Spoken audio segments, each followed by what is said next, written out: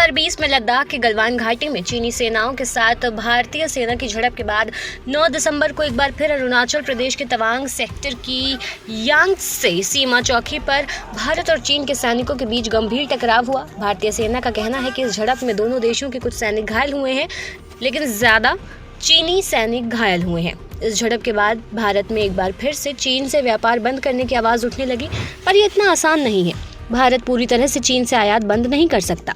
चीन के कस्टम विभाग की ओर से शेयर की गई जानकारी के हिसाब से साल 2022 की पहली तिमाही यानी जनवरी से मार्च में भारत और चीन के बीच व्यापार में सालाना आधार पर 15.3% की बढ़त हुई है। दोनों देशों के बीच मार्च तिमाही में द्विपक्षीय व्यापार बढ़कर $32 बिलियन का हो गया है।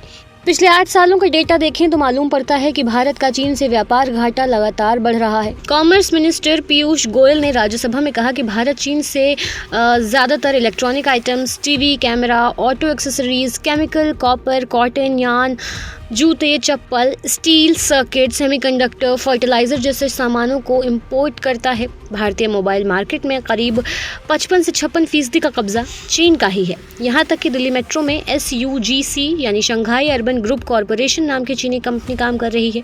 इसके अलावा भारत की फार्मा इंडस्ट्री में इस्तेमाल किए जाने वाले लगभग 60 से 70% केमिकल चीन से खरीदे जाते हैं। बात करते हैं कि भारत क्या क्या एक्सपोर्ट करता है चीन को, तो इंडिया जो है वो चीन को कई रॉ मटेरियल, कॉटन, तांबा, एल्यूमिनियम और नेचुरल हीरे और रत्नों का निर्यात करता है। इसके अलावा भारत से चीन को मछलियां, मसाले जैसे खाद्य वस्तुओं से लेकर लौह अयस्क, ग्रेनाइट, स्टोन और पेट्रोलियम उत्पादों का निर्यात होता है।